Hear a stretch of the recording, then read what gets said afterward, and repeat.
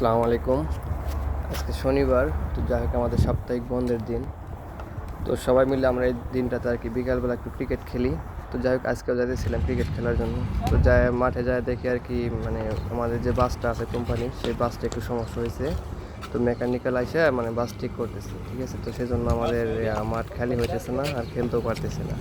যাই হোক আমাদের মানে ভাই ব্রাদার সবাই প্র্যাকটিস করতেছে খেলার জন্য, আর বাকিগুলো সবাই ওয়াইট করতেছে কখন মাঠটা খালি হইব, তো ওই সময় আমরা আর কি খেলবো। তো যাই হোক হয়তো টাইম লাগবে 30 মিনিটের মতো, কি আর করার আছে, এইখানে দাঁড়ায় থাকতে হইব, না হলে আমরা প্র্যাকটিস করতেছি, টাইম পাস করতেছি। জিজ্ঞাসা করলাম যে কতক্ষণ লাগবে, সে মেকানিক্যাল বললো আর কি যে 30 মিনিট সময় লাগবে।